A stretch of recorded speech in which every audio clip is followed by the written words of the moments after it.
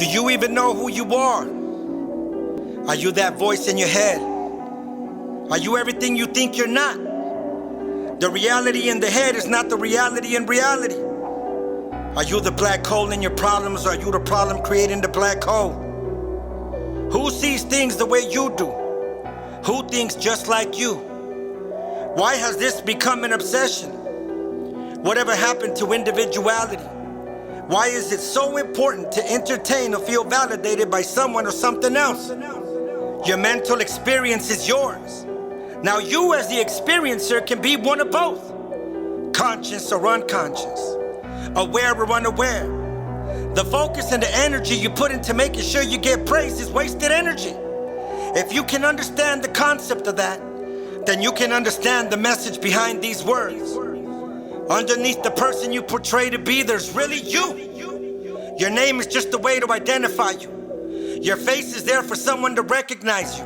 Your age is there to add numbers to your existence and give you a label of what category you belong in the laws of humanity. But in reality, we have no age. We are timeless spirits. If you get deeper, you'll realize that you're not really who you thought you were. When you start to explore consciousness instead of form, you realize that your consciousness only appears to be small and limited because you are focusing on small and limited objects. Take, for example, vertical and horizontal. The vertical path is the path of awareness. It is the path of consciousness, a conscious choice. The person who chooses to advance in their spiritual growth and cultivate to the highest level of awareness, that's the vertical path. The horizontal path is when you do things to please your personality.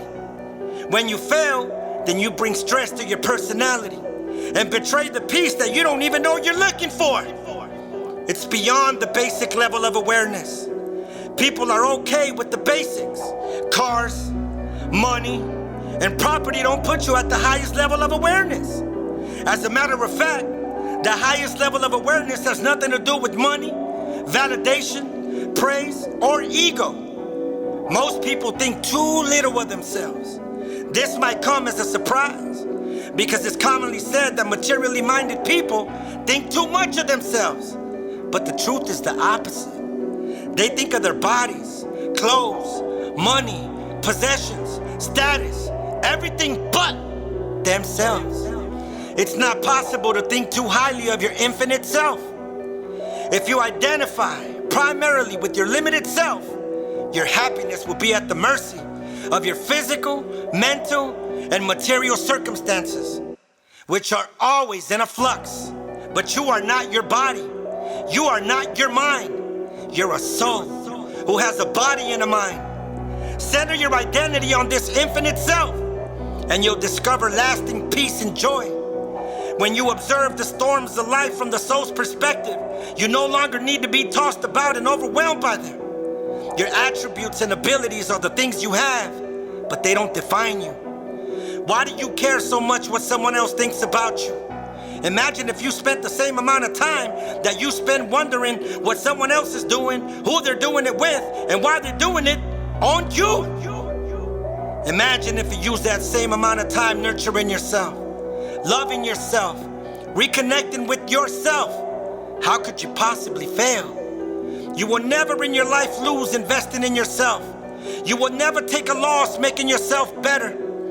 When you start putting responsibility on someone else to make you happy, you're guaranteed 100% to lose.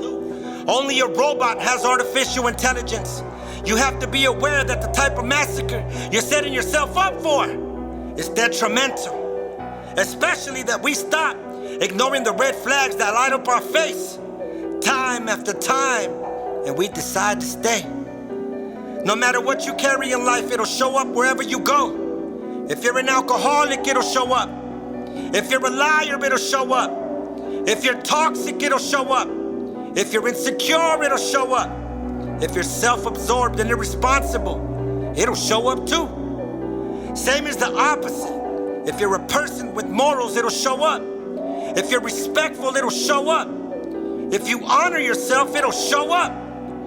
We have to stop expecting mutualism and symbiosis with someone that doesn't honor peace and growth. If someone doesn't care about their own peace, Why would they care about yours? These are unhealthy attachments. They'll take a toll on your spirit and suck the life out of you. Everybody has a price, but it isn't money. It's self-love. You'll know very quickly when somebody does not love themselves. It'll be very easy for you to spot somebody that does love themselves. When you love yourself, you're not gonna tolerate anybody demoralizing you. When you don't love yourself, you'll carry yourself to the lowest level of humanity.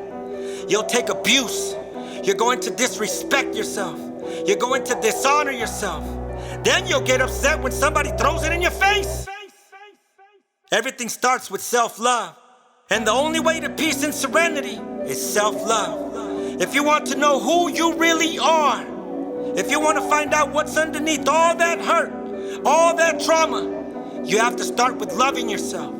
You have to start with being absolutely honest, brutally honest with who you are. Otherwise, you're gonna continue to live a lie. You will cheat yourself. You'll lie to yourself. You will convince yourself that you're okay when in reality you're in pitch black darkness. Doesn't matter how much money you have. Doesn't matter how good you look. If you're unhappy, it'll show up. Continue to grow. Continue to put yourself first. Continue to love yourself unconditionally. Be courageous. Love yourself. Be brave and respect yourself. It is beyond any monetary gain, and it doesn't cost any money. It's absolutely free. Now pass this on to someone you think might need it. Thank you for listening to the Telescope Room. Love yourself. Don't betray yourself.